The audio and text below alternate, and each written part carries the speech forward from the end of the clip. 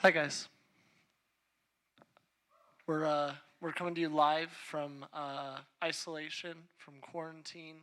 Uh, if you're watching this video, then we're the Crossroads youth team. There's a few of us here putting this on for you, and we're YouTubers now. So make sure to like, comment, subscribe, hit that bell notification so that you get notified every time we upload.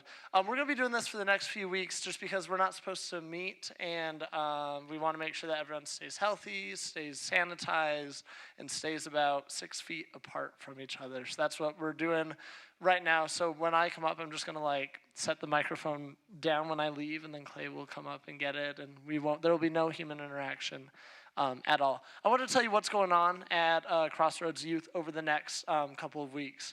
Any events that we had scheduled are going to be postponed. So middle school movie night will still happen. It's just going to have to happen at a later date. We can't get together for that. Our purity retreat for high schoolers, that's still going to happen, but that's also going to be at a later date. If you need your money back for any reason, if you paid for the high school purity retreat, you can get that. That is totally fine. Just call our office, email me or Mandy, and we can issue you a refund. Or you can leave it in your account because we still plan on doing that. Just not now. We're not able to meet right now.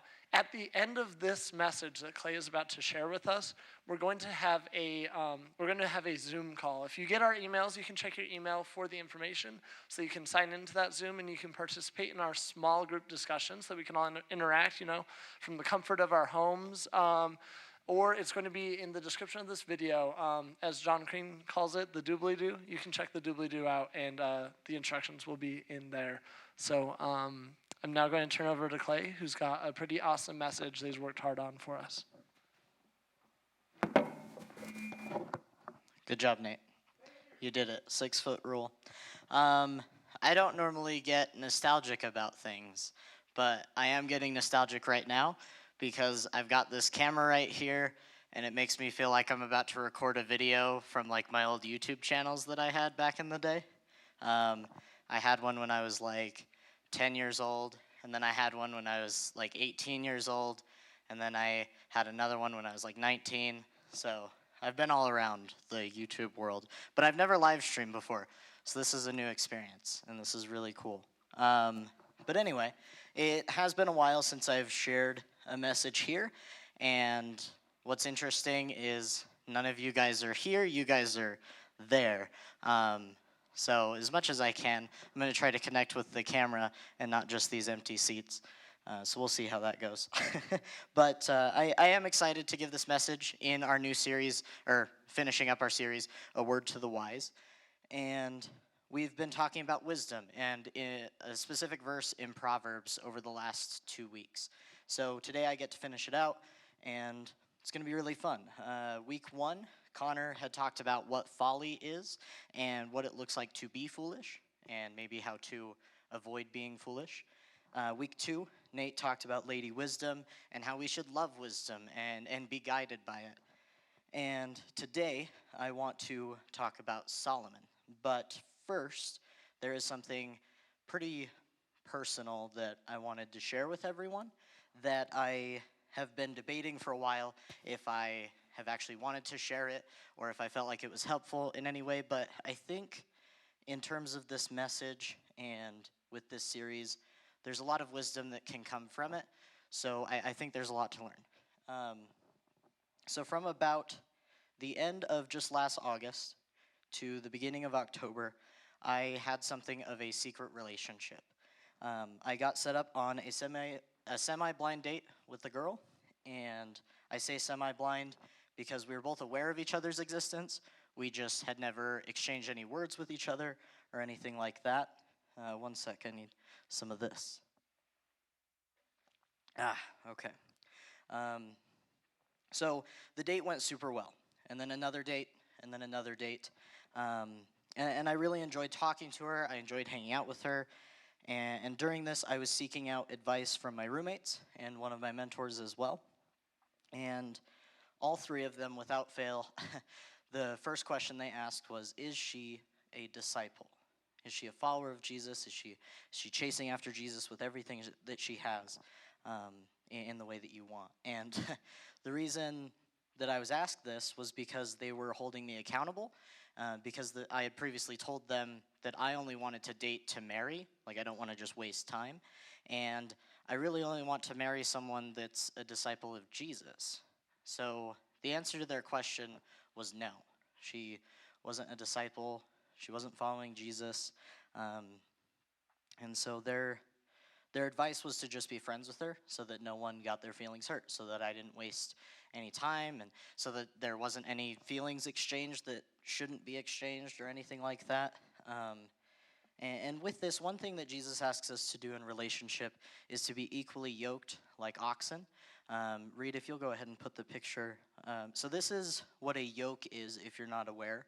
And this keeps two oxen kind of linked together when they're pushing a cart of something, right? So whether they're pushing a wagon or a cart or some kind of carriage or whatever it may be, okay, these oxen are yoked. And they're connected by this. And if they decide to all of a sudden just go separate ways from each other, the cart isn't going to go anywhere, right? So in this example, the cart would be the relationship, right? And if she and I aren't equally yoked, that cart's not going to go anywhere, at least anywhere that is beneficial. So if I'm in a relationship with a girl and I'm following Jesus and she's following someone or something else, it's just not going to work, right? And that's what Jesus says. That's what he calls us to do in our relationships, is to strive towards being equally yoked. So I was thinking about that, and my roommates were telling me about it. My mentor was telling me about it. Even God was like knocking at my door, like, hey, why aren't you listening? And I began praying about it, and God clearly told me that I need to end the relationship and just be friends. So I listened to God, finally, and I told her that we could only be friends. And then the worst part happened. After about a week, I selfishly decided to tell her that it was fine to date. I went back on everything that I had said previously. I was like, no, like it's fine. We can date. Everything's fine. She's like, are you sure? And I said, yes, even though I knew that that's not what God was saying. So she was confused, and every day God reminded me that I was disobeying him, that I wasn't listening to this wise counsel that I had. And I felt horrible for a while.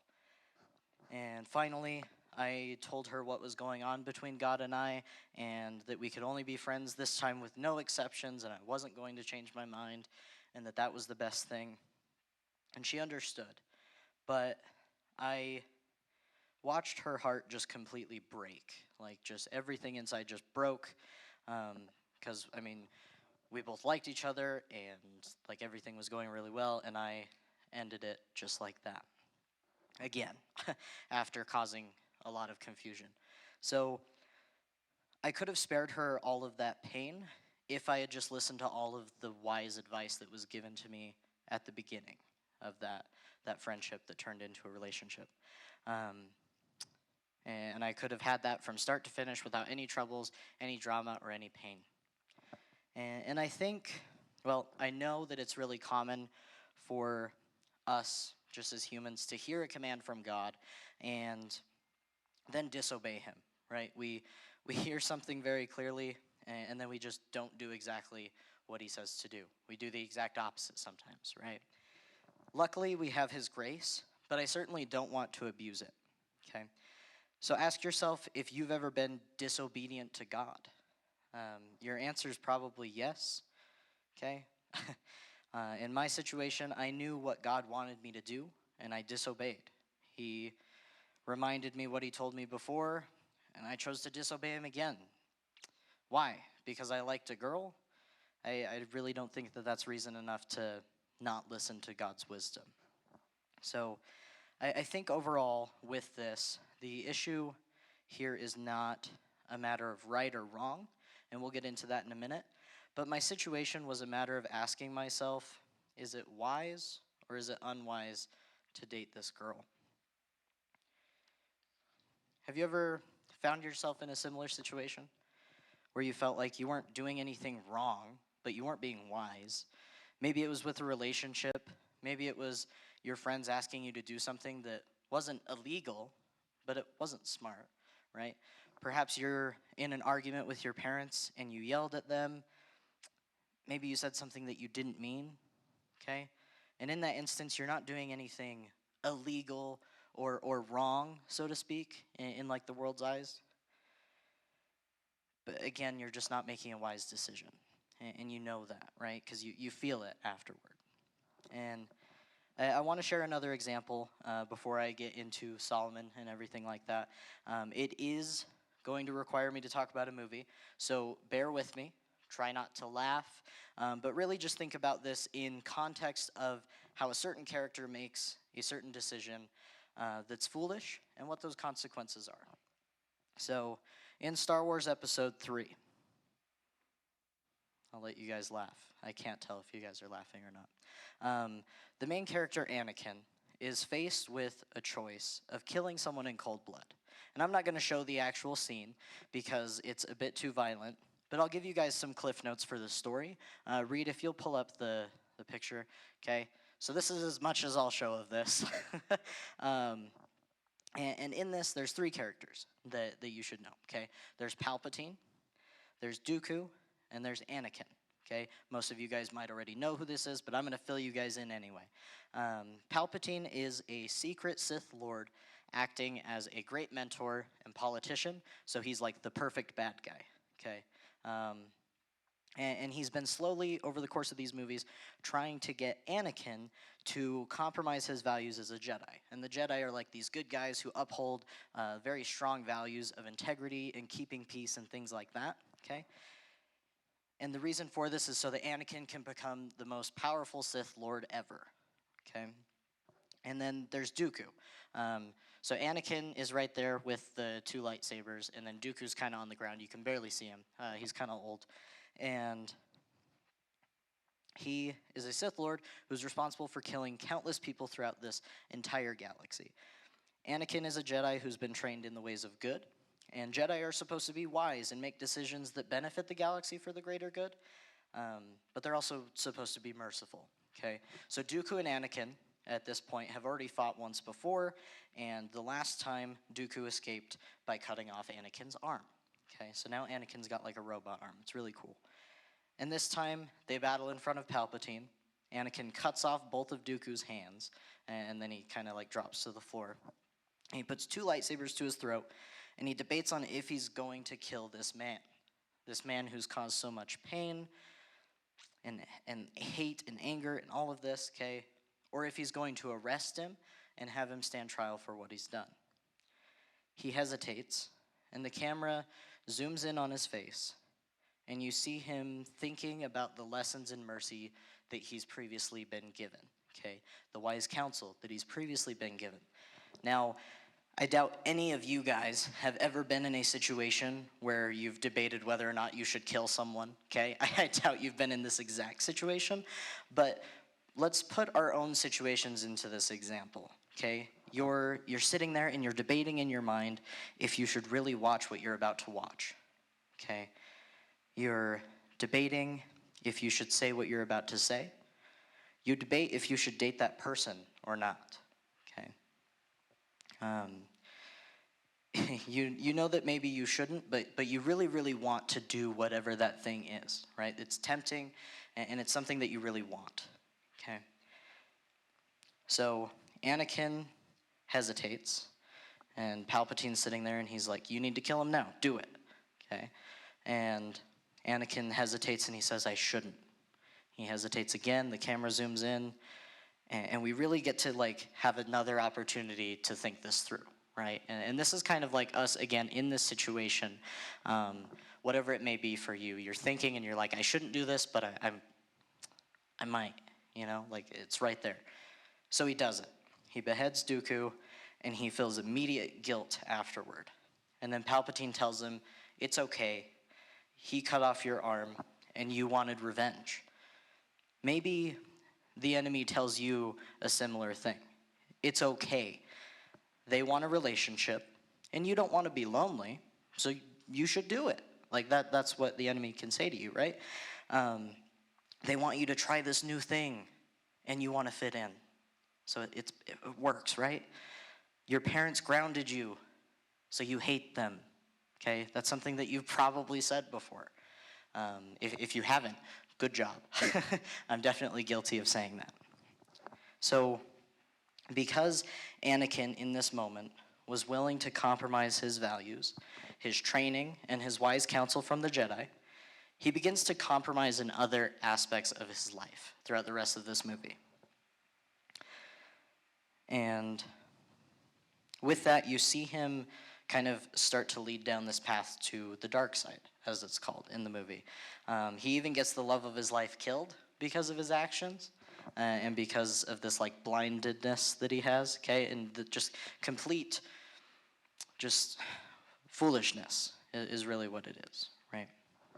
So maybe you've had some experiences where you've compromised some of your values to get what you wanted, and then you felt regret after getting what you wanted. Then he becomes the most powerful force of evil in the galaxy, kind of like a space Hitler. Now, I don't think that any of you will really go that far, but you can see how when you compromise your values, it starts to lead you down a path of selfishness and destruction, okay? And it's usually towards yourself, right? Like there's a lot of regret that you have from that.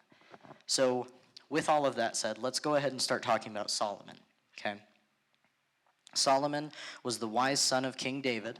This is the same King David who brought a rock to a sword fight and killed Goliath. Okay, like we like David. This is the same King David who worshiped God naked in the streets. He just went wild, right? Like he was all about it. Solomon became king of Israel, and as Nate touched on last week, God gave Solomon infinite wisdom. Okay, Solomon became the wisest man who would ever live, and Solomon reigned as the wise king for many years in Israel. People were impressed by how he used and glorified God with the wisdom he was given. There was even this thing about a baby that you guys can look up. However, in all of Solomon's wisdom, he ended up doing some really foolish things. Okay, let's take a look at 1 Kings 11, 1 through 6. Read.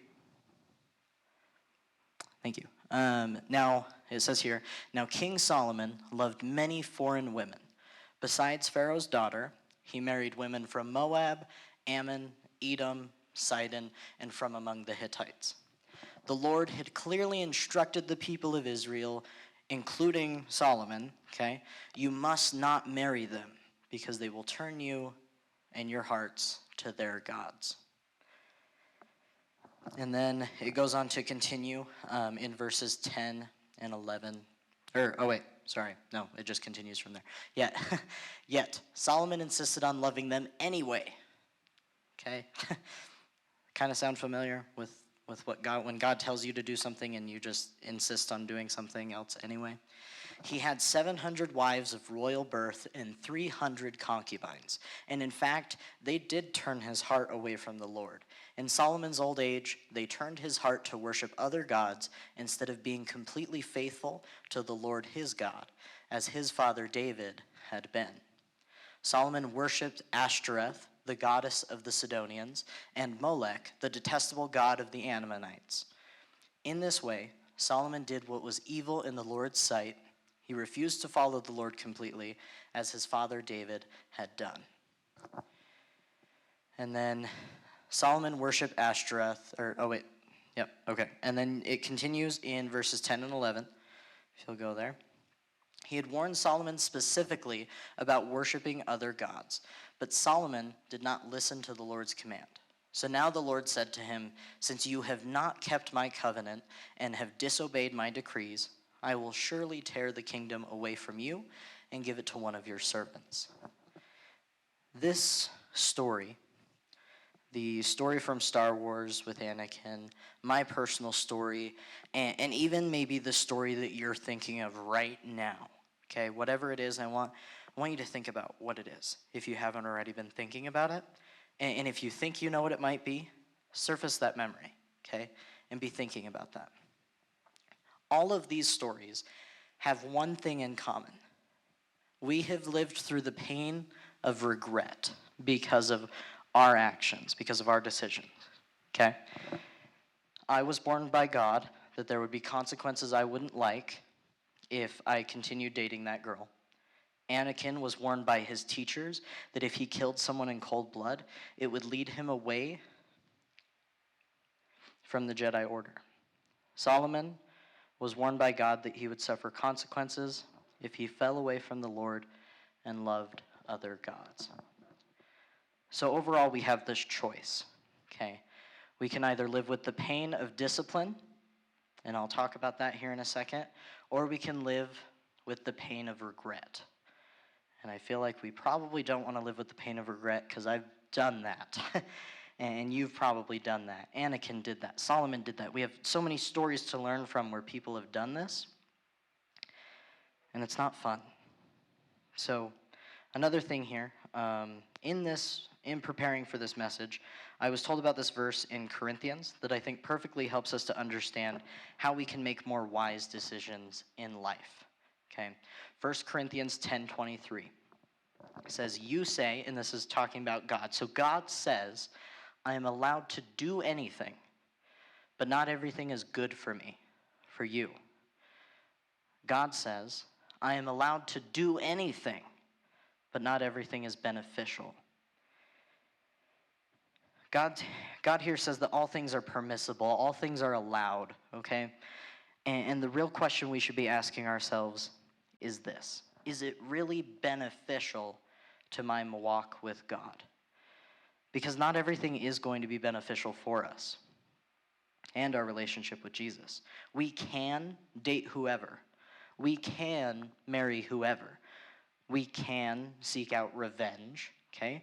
We can try this thing that we want to try. We can say these words that we probably shouldn't say.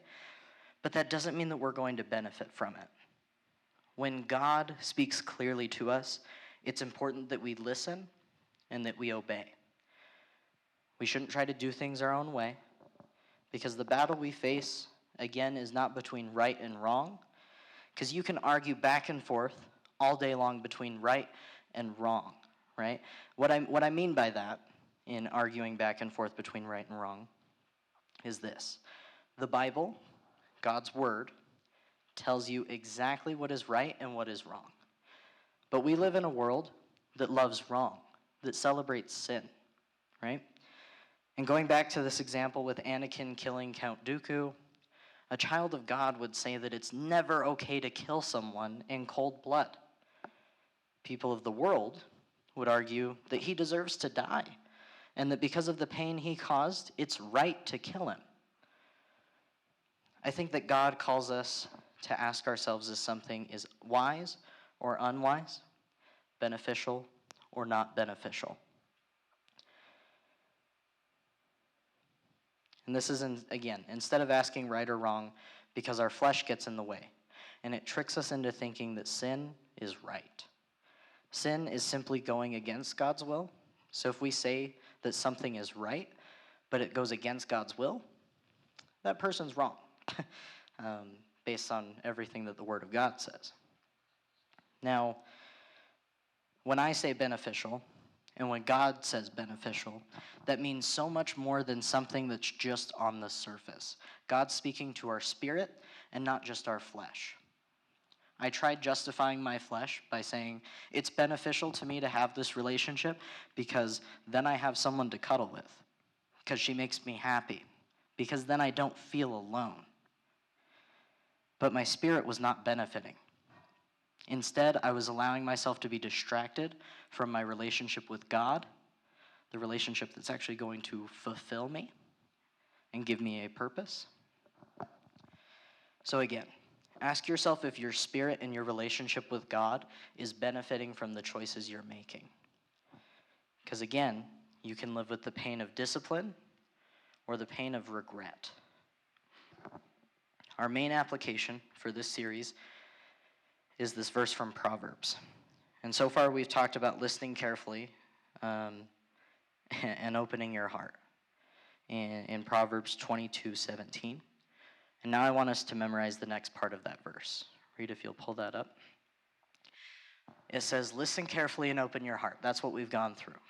Then it says, drink in the wise revelation that I impart. This is God speaking through Solomon, the same Solomon who married all of those women he wasn't supposed to marry. He wrote this book. And that doesn't mean that this book is not valid, because this is the word of God. This is God speaking here. Drink in the wise revelation that I impart. Now, how do we drink in the wisdom that God's giving us? Okay? I think it truly comes from continually taking in wisdom. When we get dehydrated, we need more water. But it's not wise to drink water when we're only on the verge of death. We need to take it in throughout the day, and we need to take it in every day. God's words of wisdom are the exact same.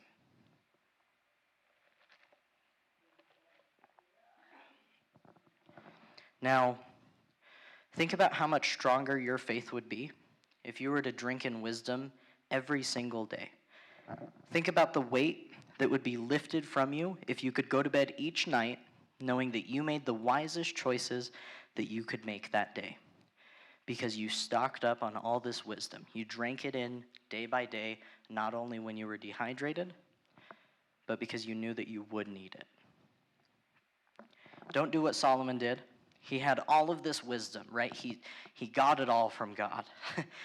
But once he stopped using that wisdom, he found himself far away from God. So make sure that you continue to use the wisdom that you gain. Don't let it be useless. And this can be hard to continually do.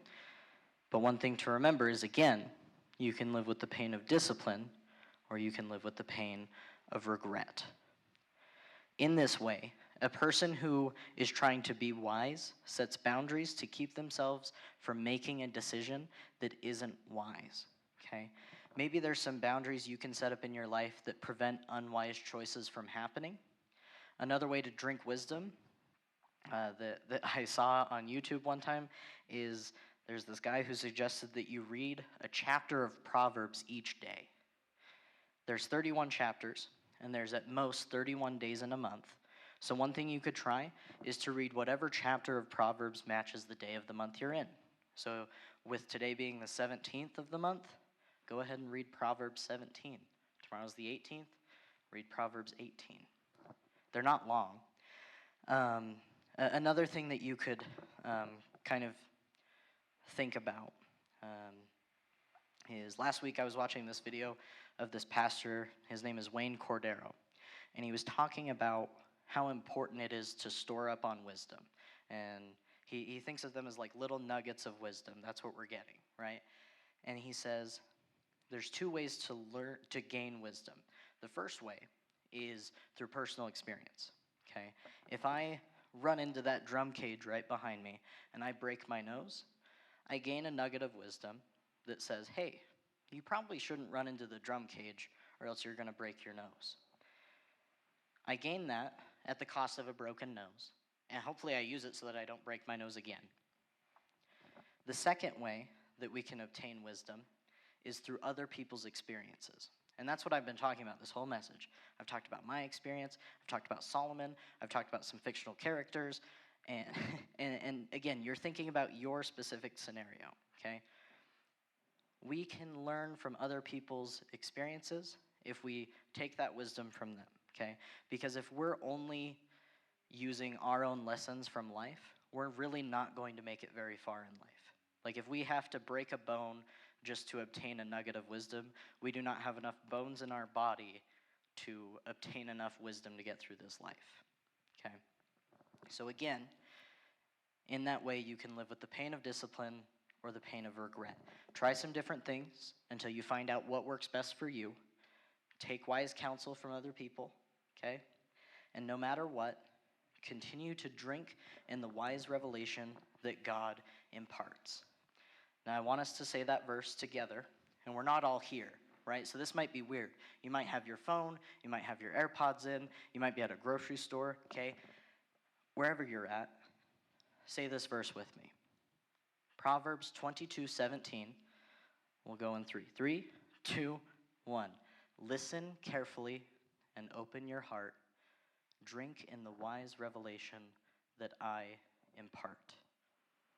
Okay, I'm going to go ahead and pray. Jesus, thank you for your wisdom. God, we need it more than anything, and we need to follow your wisdom when we receive it. Lord, I just pray for all of these kids watching, all of our leaders, everyone here, God, that you give us your wisdom and that we're able to take the wisdom from our own personal experiences and learn from that, and we're also able to take wisdom from other people's experiences and learn from that. God, help us to expand your kingdom in that way. Help us to be disciplined in everything that we do so that we are always drinking in your wise revelation, God. Thank you, Lord, for everything that you are. Amen. 6 feet. Thank you, Clay, for sharing about that wisdom. We're going to take some time to talk about that together as a youth group online using an app called Zoom. If you already have the Zoom app downloaded and you've got an account created, that's great. We will be live at 7:10. At 7:10, we will be live, so make sure to hop on there. If you haven't created an account, if you don't have that app, if you don't have the website, whatever it might be, take these next 10 minutes to download it and get on there because we're going to all be chatting together about what Clay shared. And for those of you that already have it, that's awesome. Take these next few minutes to get a drink, go to the bathroom, grab a snack. I don't know what it might be, but we will be on at 7:10. And next Tuesday, we will be streaming at the same time, in the same place, on the same website, so make sure to join us next week. We love you guys, and we can't wait till we're all meeting in person. But until then, I'm glad that we get to do this.